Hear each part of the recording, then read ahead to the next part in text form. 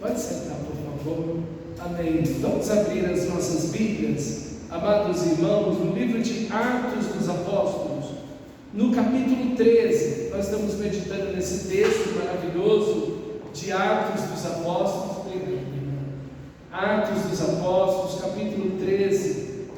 E o objetivo de meditarmos nesse livro é imitar os princípios que nós vemos aqui nesse texto, é viver o que esse texto nos mostra, tanta riqueza aqui nesse texto de Atos dos Apóstolos, no livro inteiro, e há tanta coisa maravilhosa para mim e para você. Atos capítulo 13, aqui tem um início todo especial agora, porque o livro muda de ênfase. Até então nós estamos no foco da igreja em Jerusalém, e o foco maior está nos apóstolos em Jerusalém, principalmente o apóstolo Pedro. Mas daqui em diante, agora o foco será a igreja em Antioquia, ok? Nós vimos como essa igreja foi aberta, como Deus, por meio daquela perseguição que acontece com Saulo de Tarso, lá no capítulo 8, então aqueles irmãos vão sair de Jerusalém pregando o evangelho por onde vão, anunciando a Cristo,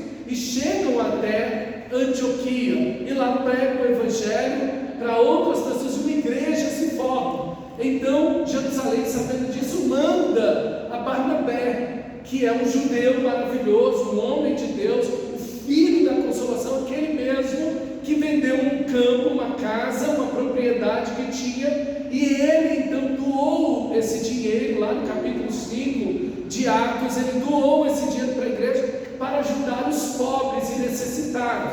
Ele era chamado de filho da consolação, então ele se torna o pastor daquela igreja. Ele, quando chega ali e vê a graça de Deus, então depois de organizar a igreja, ele vai até Tarso, onde Saulo está, e lá ele chama Saulo para vir ajudá-lo a pastorear a igreja em Antioquia.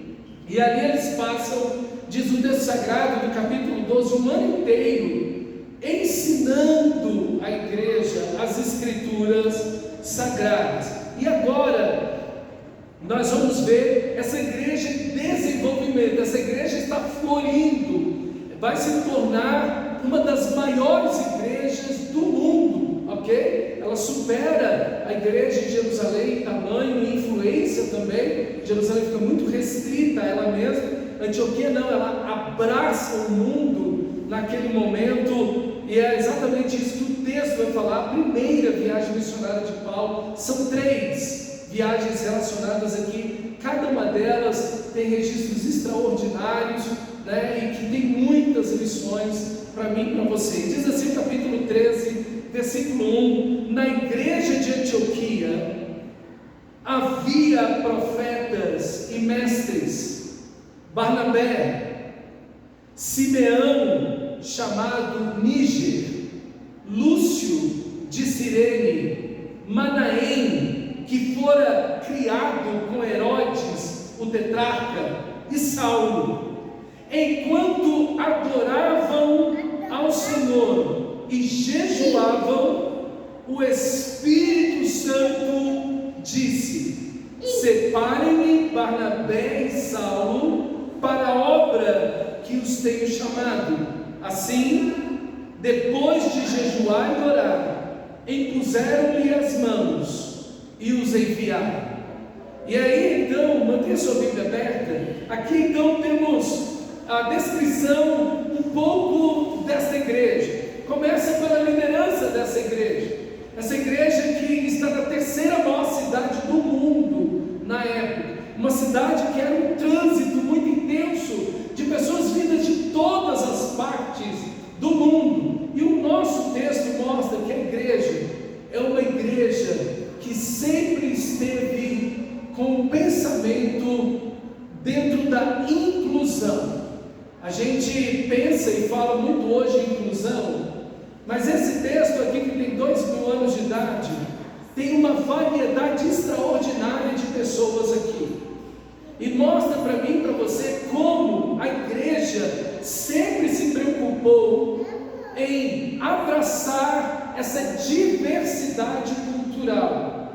Esse é um ponto que a igreja tem muito a ensinar ao mundo dos nossos dias, sobre essa questão de incluirmos as pessoas, de abraçarmos as pessoas, de conectarmos as culturas e as gerações, inclusive classes sociais, como o texto sagrado diz. E a primeira pessoa que nós temos aqui é Barnabé. Como eu disse, ele é natural de Chipre, uma cidade, uma ilha que está ali bem próximo de Antioquia. Ele era um judeu que nós sabemos algumas coisas sobre ele, mas não tanto. Provavelmente ele era um dos 70 discípulos de Jesus, que foram enviados de 2 em 2 pelo Senhor. E ele foi enviado pela igreja de Jerusalém para ser pastor na igreja de Antioquia. E ali está dizendo que havia nessa igreja profetas e mestres. Isso é, são pastores que estão exercendo, que estão pastoreando a igreja por meio desses dons: o dom da pregação, do ensino. Os profetas pregam e os mestres ensinam. Você vai ver que é uma das poucas vezes na Bíblia que mostra dentro da igreja a ideia de mestres. É a função do pastor. O pastor ensina, o pastor prega. Então todos esses homens aqui, eles estão ensinando e pregando, ok? Essa é a função do pastor: pregar e ensinar. Por isso que o texto não vai falar que havia na igreja antiga pastores. Não, ele mostra que a função que os pastores exercem, no caso, ensinar e pregar. São essas duas as grandes funções que um pastor tem. Ele tem que ser apto para ensinar e ele tem que expor essa mensagem, esse ensino para os irmãos, em grupos pequenos, em grande ou pequena quantidade de gente, não importa. Ele está ensinando e está pregando. E o primeiro nome é Barnabé. Depois vem Simeão, chamado Preto. Níger significa preto. E é interessante aqui, irmão, como você já vê um homem nesta época, 2000 anos atrás, um homem negro na liderança da igreja como pastor. Hoje a gente vê a ideia de incluir e de abrir espaço para as pessoas afrodescendentes, para que tenham locais e posições na sociedade. A igreja já faz isso há tanto tempo. Aquilo que o mundo está tentando fazer, aquilo que hoje a gente está vendo, as culturas tentando incluir, abraçar e abrir espaço. Você vê a igreja, ela já faz isso. A igreja não é uma igreja, irmãos, de preconceitos. Não é uma igreja que tem uma cor. Não é uma igreja que tem uma raça. A igreja, o povo de Deus, é sempre um povo multicultural, de todas as nações, povos, tribos, línguas e raças, de todas as etnias. A Bíblia sempre fala de uma igreja, de um povo de Deus, que ele provém e ele advém de todas as nações. O Antigo Testamento fala disso. Então, irmão, é inaceitável que dentro da igreja tenha qualquer tipo de preconceito. É inaceitável que um cristão seja um racista, por exemplo, que tenha preconceito com cor, seja com branco, com negro, com homem, com mulher, não importa. Irmãos, isso é inadmissível, porque no Evangelho, e aqui a gente vê como a Bíblia coloca no Evangelho, como Paulo disse, Deus colocou todos debaixo do pecado, para ter misericórdia de todos. E Paulo está falando aqui de todos, judeus e gentios. Gentios são pessoas de todas as nações. Então, para Deus não existe essa ideia de que o povo, ou aquela etnia, ou a cor de uma pessoa, ou se é homem ou mulher, há uma preferência. Não há judeu, nem grego, nem sábio, nem ignorante.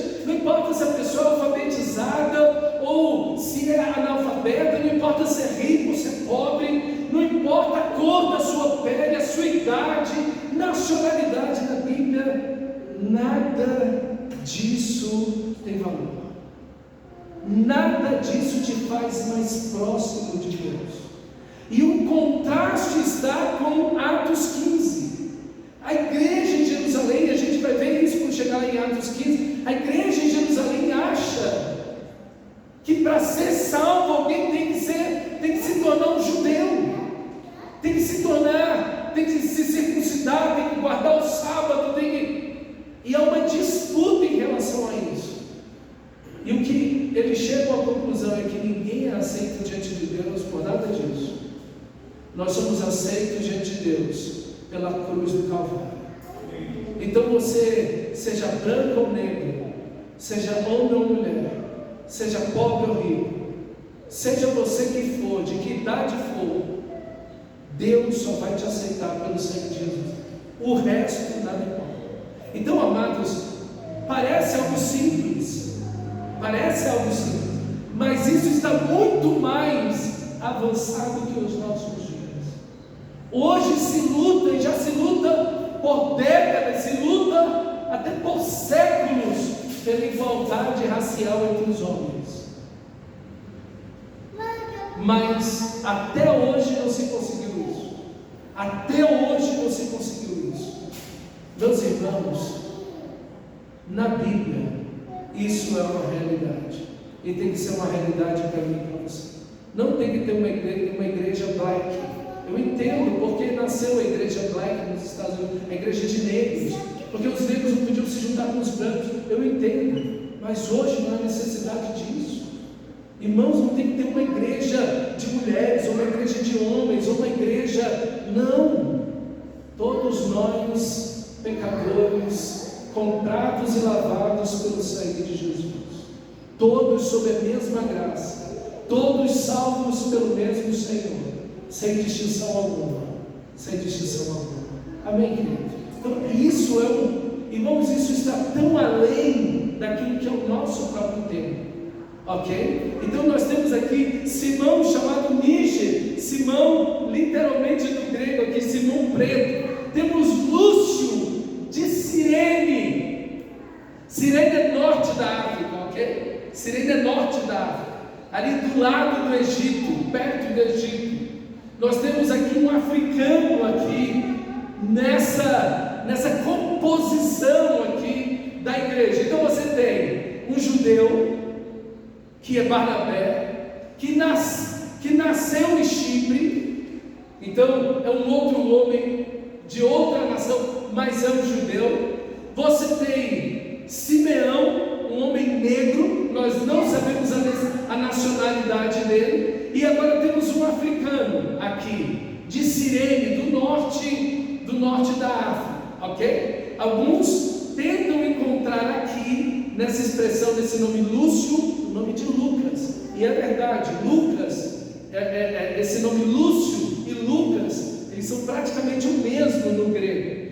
Talvez seja isso, talvez não, é difícil de provar isso, mas talvez o autor do livro esteja aqui, Lúcio, ok? Alguns tentaram conectar ele com Cirineu, que carregou a cruz de Jesus, mas não dá, porque é Simão Cirineu, então é outra pessoa, ok? Mas talvez, aqui não é certeza, mas talvez possa ser aqui Lucas. Seria muito bonito, muito interessante se fosse Lucas aqui, porque Lucas anda com Paulo. Lucas, ele conhece Paulo, ele anda junto com Paulo, e Lucas é esse médico amado que permanece com Paulo até o fim. Pode ser que seja o caso aqui, ninguém bate martelo, mas é uma possibilidade. Mas você está vendo?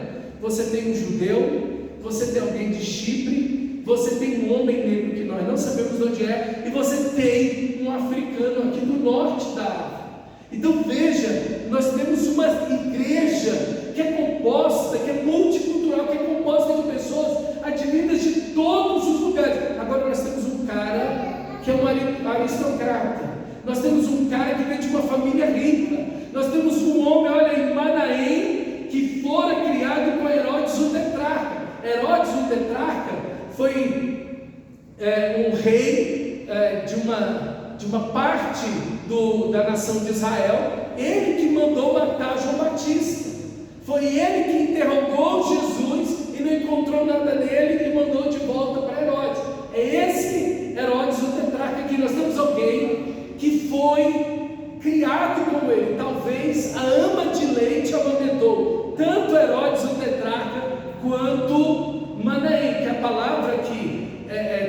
sua Bíblia vai trazer Manaém, tem uma expressão que às vezes se usa na sua Bíblia, que eu estou com a NVI aqui, mas na RA,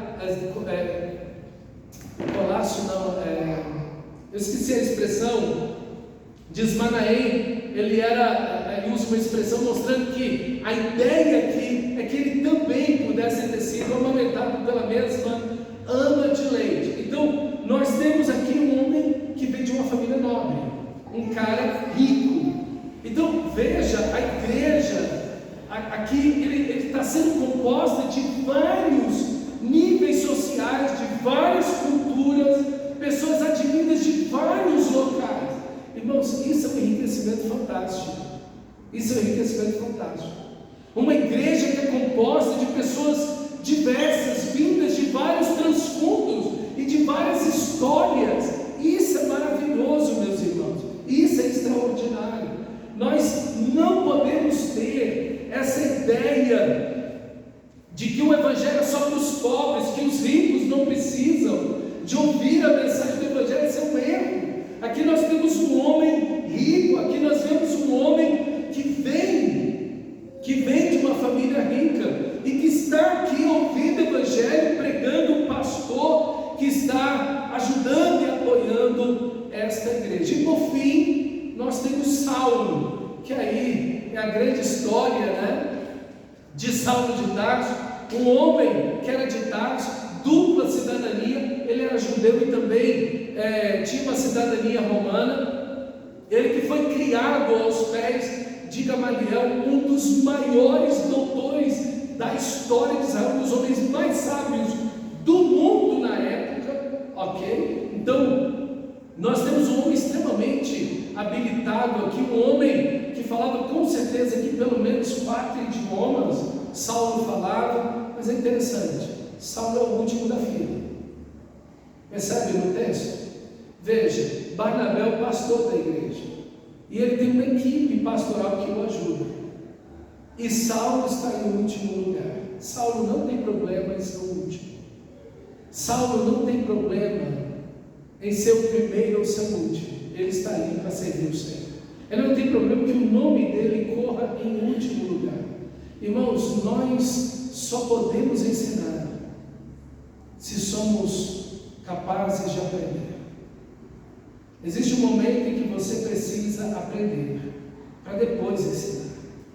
Nós não podemos ensinar, nós não podemos ser exemplo se não formos trabalhados primeiro, se não submetermos a nossa vida a uma liderança inteira, como o Saulo está fazendo aqui, e prestando contas, e permitindo que irmãos amados, homens de Deus aqui no caso, possam ajudá-lo a crescer na fé, a crescer em experiência, a crescer em caráter.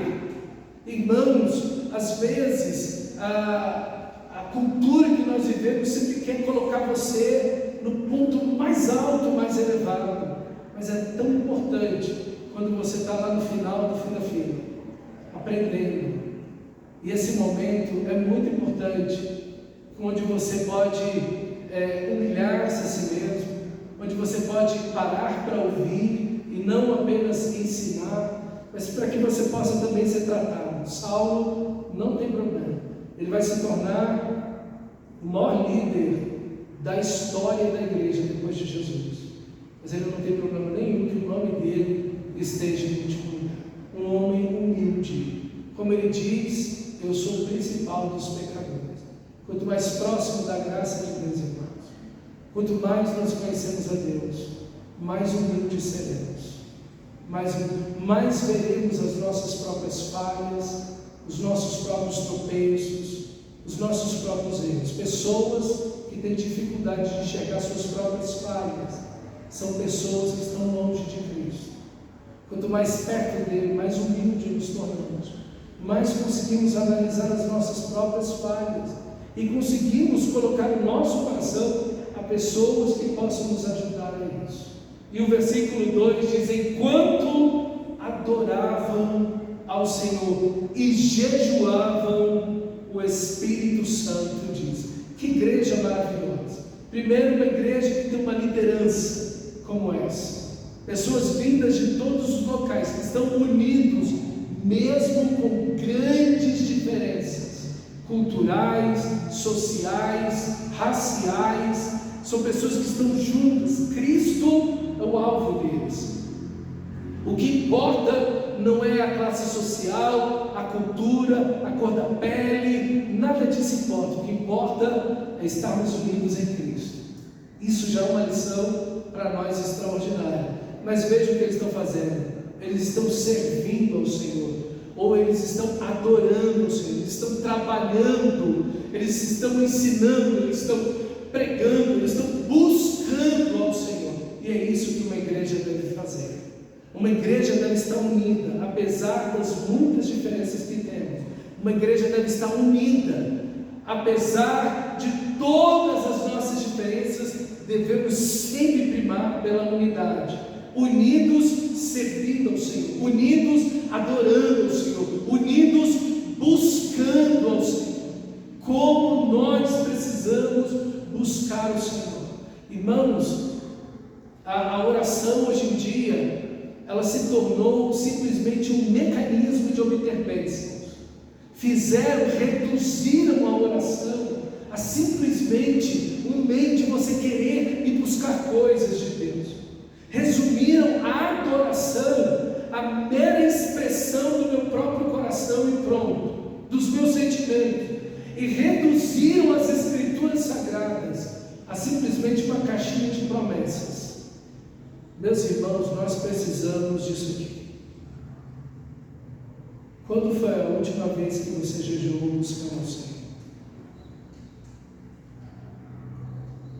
A igreja precisa orar, a igreja precisa buscar o Senhor, a igreja precisa jejuar, a igreja precisa ler as Escrituras, a igreja precisa orar a Deus, a igreja precisa tirar tempo de adoração, a igreja precisa servir ao Senhor. E enquanto está nesses deveres, ela ouve o Espírito de Deus, ela ouve o Espírito Santo. Nós precisamos disso. Você precisa disso para a sua própria vida. Deus vai dar uma direção aqui. Às vezes você está precisando de direção. Sabe o que você precisa? Buscar a Deus em oração. Sabe o que você precisa? Expor o seu coração às Escrituras Sagradas. Sabe o que você precisa? Jejuar a Deus. Às vezes você tem uma decisão importante para tomar, e às vezes você está ouvindo um monte de gente ou a sua própria cabeça, no lugar de você buscar as Escrituras e voltar no seu coração à palavra de Deus. Essa é uma igreja que ora, que adora, que lê a Bíblia, que jejua, que a palavra de Deus está sendo pregada, ensinada. Existem mestres nessa igreja e profetas. Eles estão ensinando e pregando a palavra de Deus. A palavra de Deus é central nesta igreja. É central nesta igreja. Irmão, aqui está uma igreja que o Espírito de Deus pode dirigir. Porque Ele vai dirigir esta igreja que de verdade está buscando o Senhor. É isso que nós devemos fazer pela nossa própria vida. E é isso que devemos fazer como igreja. Como igreja, tirar longos períodos de oração. Como igreja, tirar longos períodos de adoração. Como igreja, tiramos longos períodos de leitura, meditação na palavra de Deus. Como igreja, tirar períodos de jejum, buscando ao Senhor. Buscando ao Senhor. E então disse o Espírito Santo. O Espírito Santo guia a igreja. Não seríamos igrejas sem o Espírito Santo. É Ele que nos convence do pecado, da justiça e do juízo, e nos faz nascer de novo. É o Espírito de Deus que nos capacita a sermos cristãos. É o Espírito de Deus que está nos transformando para sermos semelhantes a Cristo. É o Espírito Santo que nos ensina e nos guia a toda a verdade. É o Espírito Santo que é o mestre que nos ensina a sua palavra. É o Espírito Santo que intercede por nós com gemidos inexprimíveis. É o Espírito Santo que permanece conosco e nos fortalece nas nossas dores, doenças, sofrimentos, lutas, desânimos, desistência. É Ele que nos ergue, que nos levanta. Ele é o Consolador. Ele nos ergue, Ele nos levanta e nos faz seguir. É Ele que nos guia pelo caminho. é o Espírito de Deus. Por isso a ordem bíblica é enchei-vos do Espírito. Por isso Jesus vai dizer em Atos 1:8: mas recebereis poder ao descer sobre vós o Espírito Santo. O segredo desta igreja, o segredo da igreja do primeiro século, é a pessoa e a obra, a presença do Espírito Santo em sua vida, guiando essa igreja pela palavra de Deus. Nessa espiritualidade maluca que a gente vê por aí, não. Você não vê nada dessa loucura que as pessoas fazem nas Escrituras.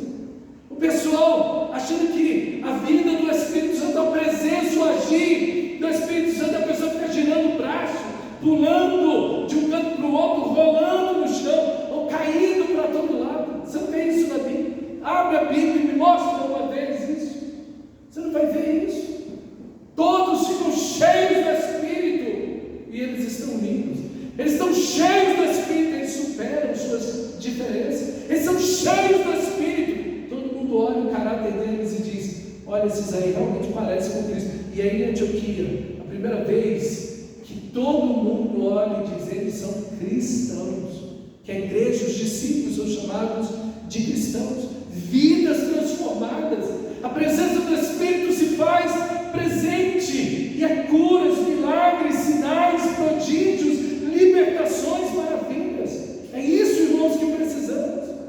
Essas pessoas ficam nessas experiências mais malucas que tem por aí, que não tem absolutamente nada disso na Bíblia. Você não vê nenhuma dessas manifestações registradas em nenhum livro das Escrituras Sagradas. Tudo isso é a loucura dessa gente. Isso não tem nada de Deus. Isso não tem nada do Espírito Santo. Isso não tem nada de Deus. As pessoas saem correndo na igreja, gritando, batendo cabeça, girando cabeça de um lado para o outro. Isso é tudo loucura dessa gente. O Espírito de Deus tem uma obra a fazer na sua vida. E a obra que Ele vai fazer em você é o seguinte: é curar o seu coração, é te dar um novo coração, é fazer você mais parecido com Cristo, é fazer você cheio do seu fruto, que é amor, alegria, paz, bondade. É isso, é pregar o Evangelho, é servir o Senhor. Veja, esses homens estão cheios do Espírito Santo. O que eles fazem? O que eles fazem? Eles estão amando os irmãos, eles estão amando aqueles que estão perdidos.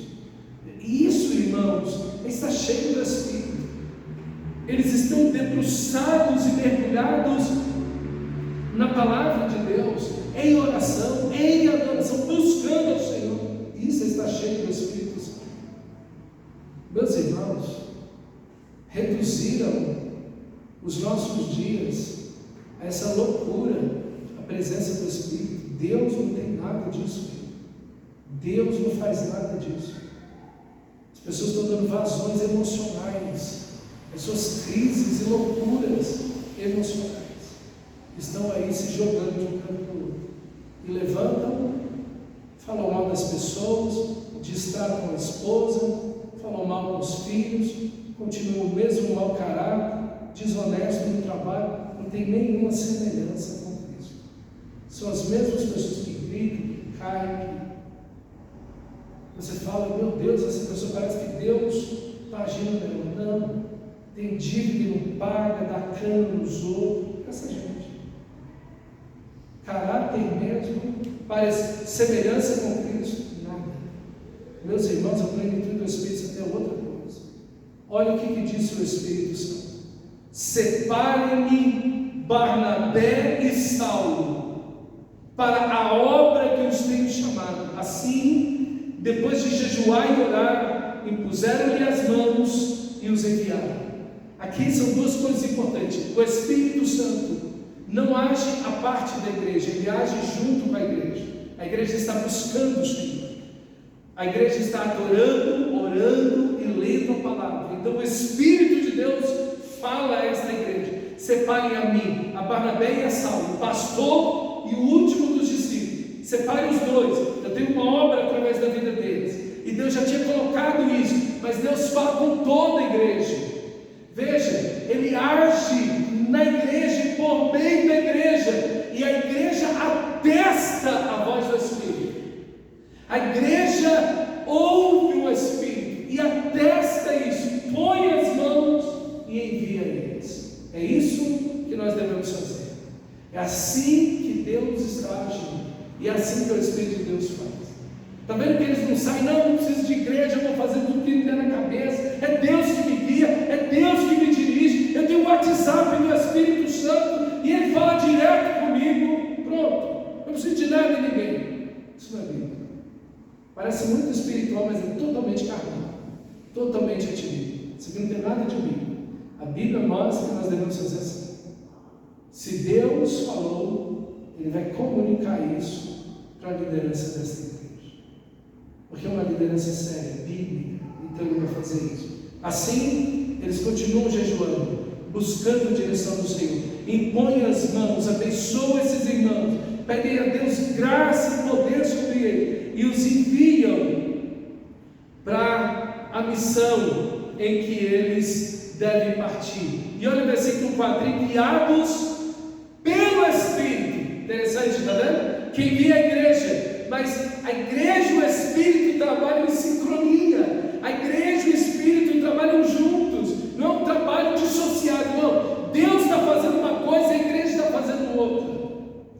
E às vezes, irmãos, acontece muito isso. Deus está indo numa direção e o crente está indo na outra. Deus está indo, o Espírito de Deus vai numa direção, e a direção que a palavra de Deus nos mostra, e a igreja e o cristão estão indo numa direção totalmente diferente.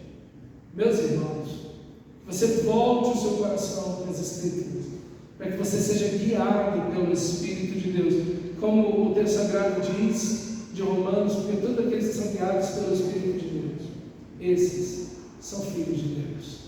Eles andam na palavra, eles são guiados nas Escrituras. Então, enviados pelo Espírito Santo, desceram a Seleucia. Seleucia é um porto. Eles iam pegar um navio para ir para Chipre, ok? E dali navegaram para Chipre, chegando em Salamina, que é uma cidade portuária dessa ilha, proclamaram a palavra de Deus nas sinagogas judaicas. João estava com eles como auxiliar. E aqui é uma coisa interessante.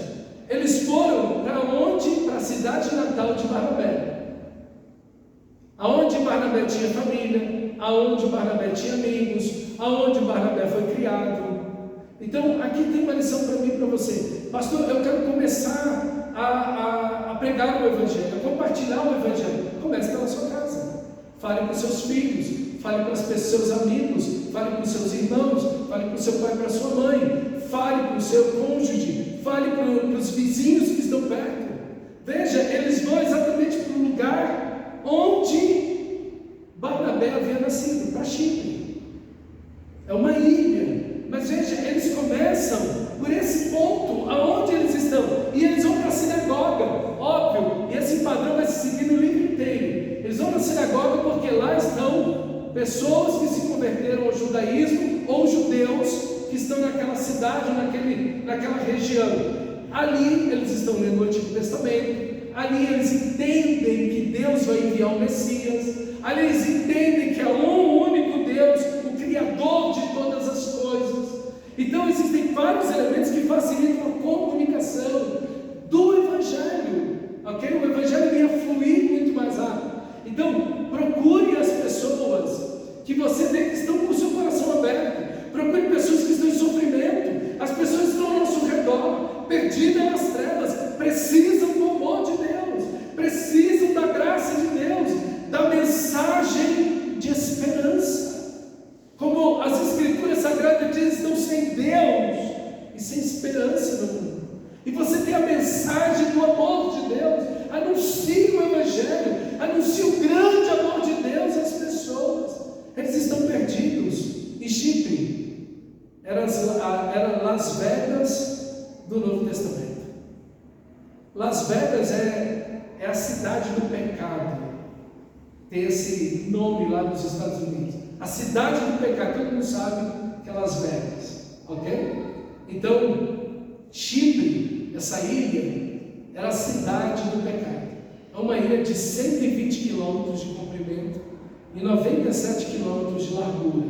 É como se ela fosse daqui a Caldas Novas, ok? É grande, uma ilha dessa é grande. Uma distância daqui para Caldas Novas, 220 quilômetros. E 96 quilômetros de largura. E nessa cidade,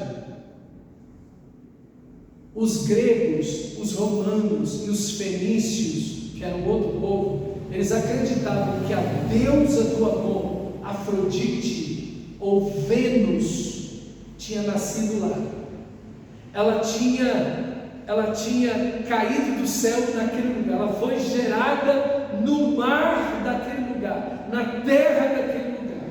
Então, aquele lugar, e nessa cidade de Pafos, que é a próxima cidade do versículo 6, viajaram por toda a ilha até que chegaram a Pafos. Nesse lugar tinha um templo, a deusa do amor, a deusa da fertilidade, a Vênus ou Afrodite, ok?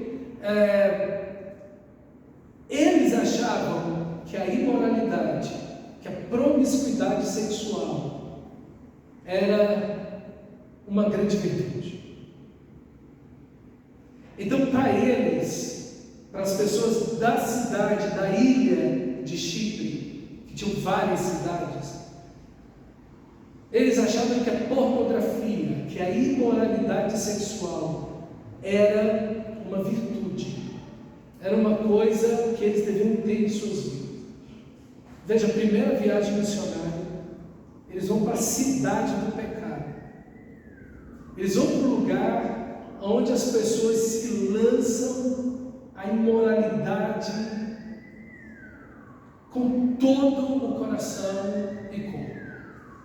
E é interessante que essa deusa do amor, a Vênus ou Afrodite, essa ideia de uma mulher, de uma figura feminina, exatamente rompe essa barreira moral na sociedade.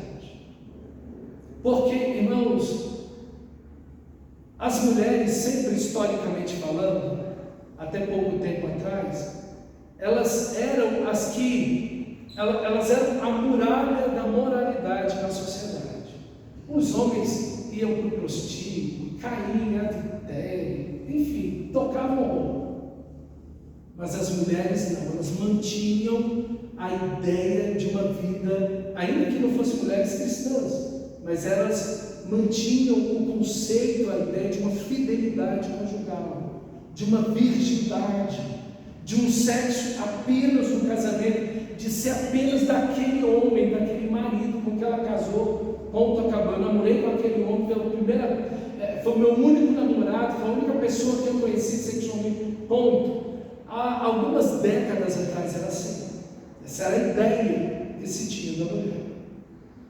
Mas essa figura que nós temos aqui, de uma mulher que representa essa questão da fertilidade, e essa questão da promiscuidade sexual, ela vem para romper mesmo todas as barreiras em relação a isso. E essa cidade que se entregou completamente à imoralidade.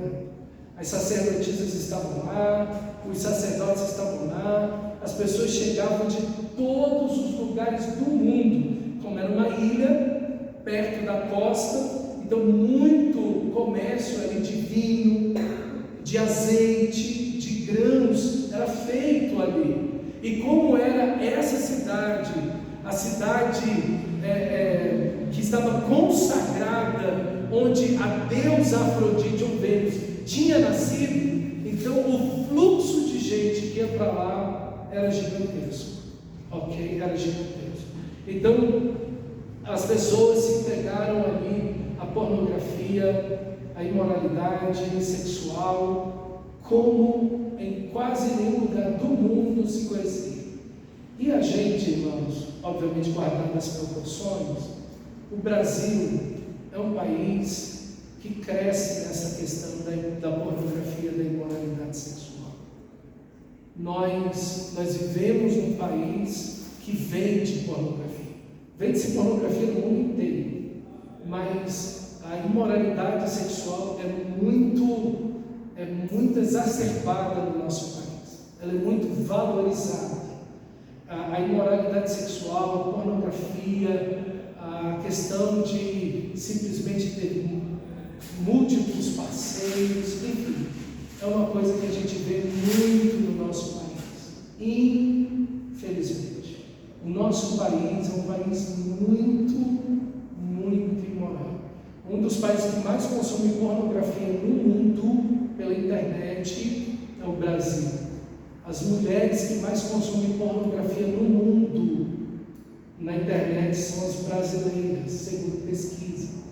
Um dos países que mais consomem pornografia entre os homens, entre os jovens, Brasil. Enfim, então assim, a gente vê isso acontecendo.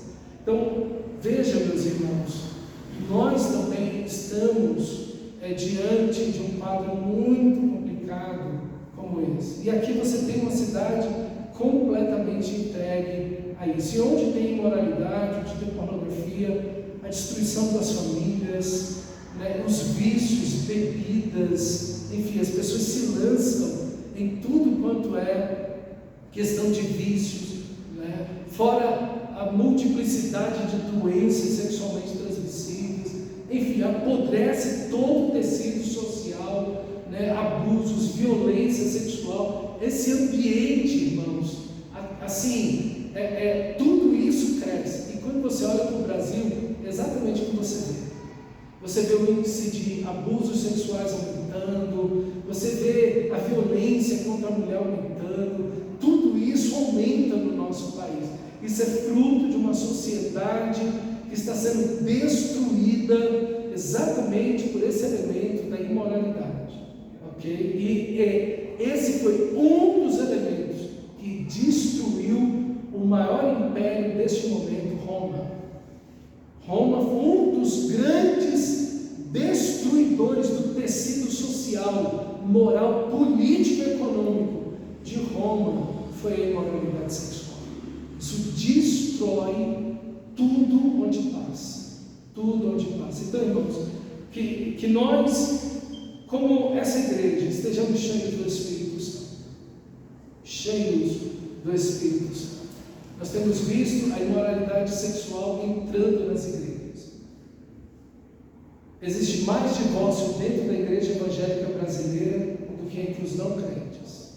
Só aí a gente já tem uma ideia de como a igreja não está fazendo diferença nenhuma. Eu fiquei boquiaberto com essa pesquisa.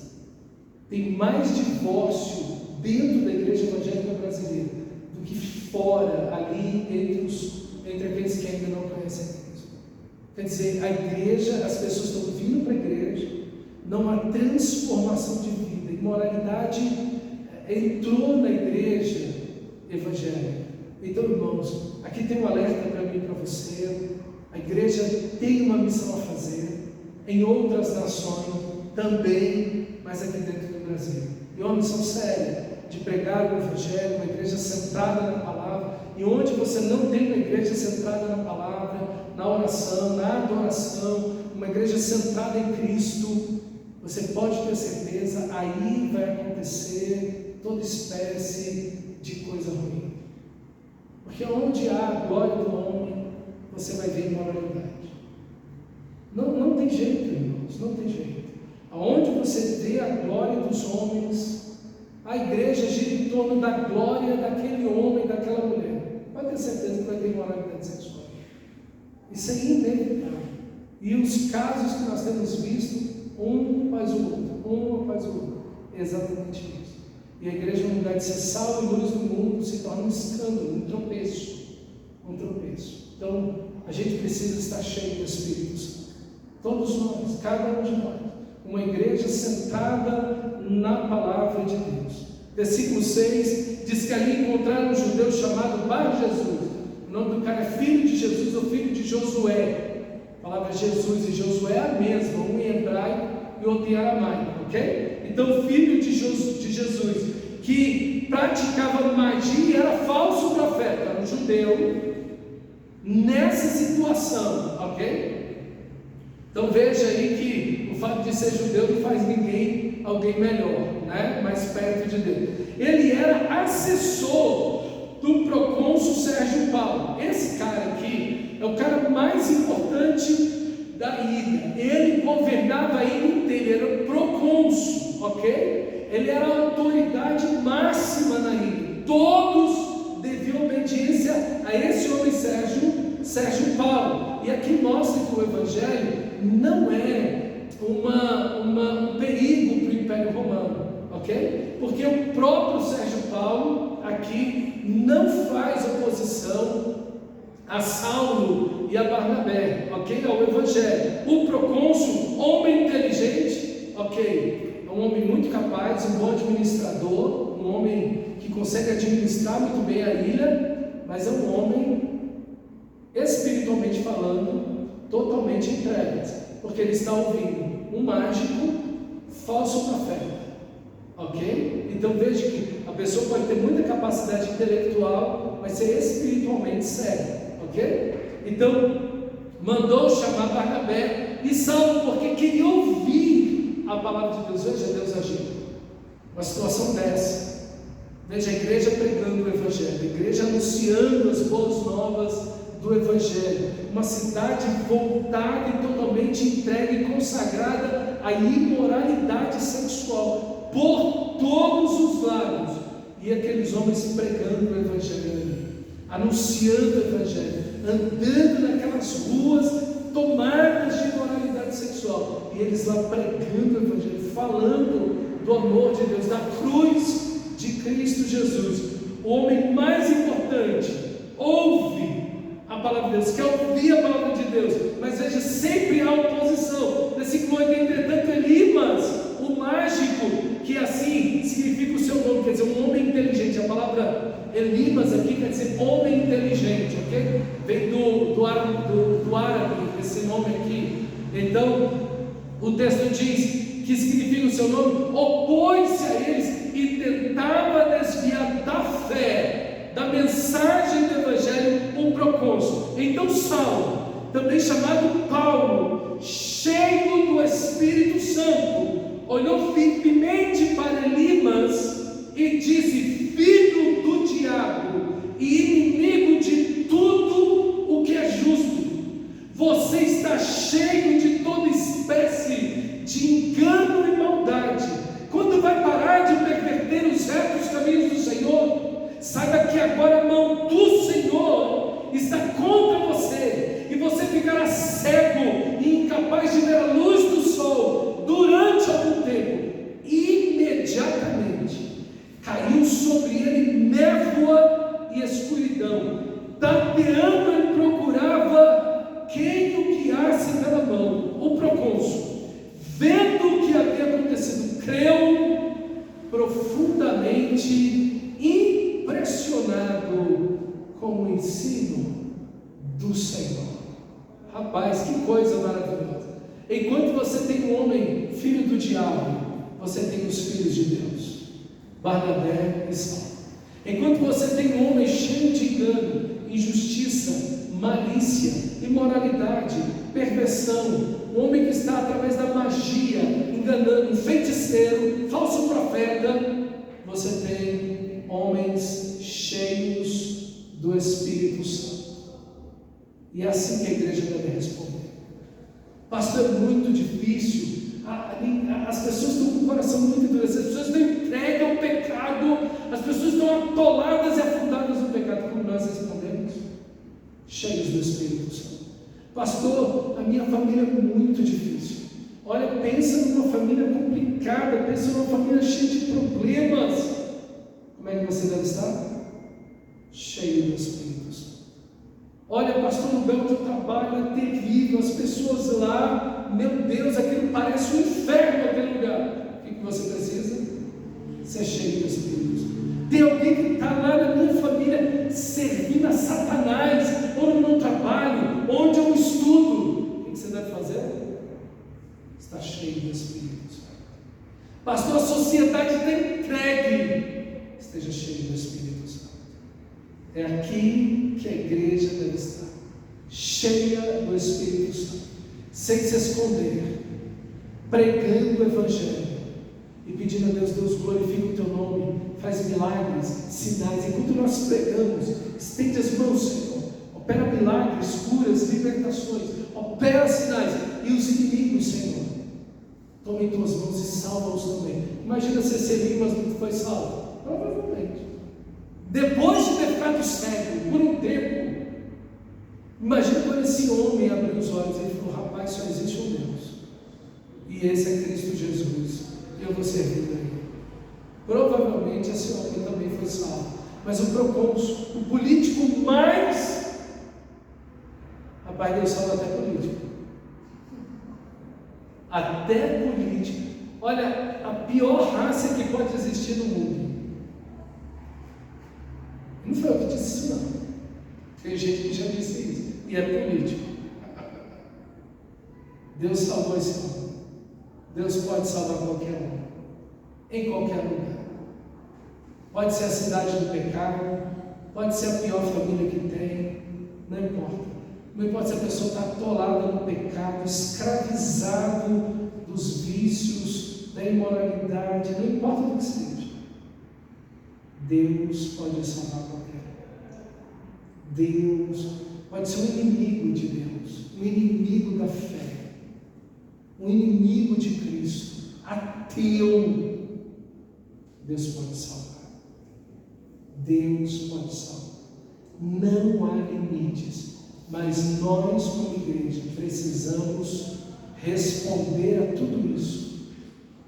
Primeiro, cheios do Espírito Santo. Segundo, pregando o Evangelho e sem medo algum, confrontando o pecado na vida das pessoas e pedindo: Deus salva, liberta, Senhor. E Deus vai atuando, Deus vai operando. Meus irmãos, que nós possamos olhar aqui e ver exatamente essa mudança. Saulo agora é chamado de Paulo, ele não é mais chamado de Saulo a partir de agora, e agora ele se torna o líder dessa equipe. Ele agora assume a liderança dessa equipe e segue pregando o Evangelho junto com Barnabé. Meu irmão, que Deus use a sua vida e minha vida, cheios do Espírito Santo, não importa a situação, cheios de Deus, possamos ser instrumentos da graça do Senhor onde estivermos para a glória dele. Amém? Vamos ficar de pé e orar ao Senhor nesse momento. Feche seus olhos.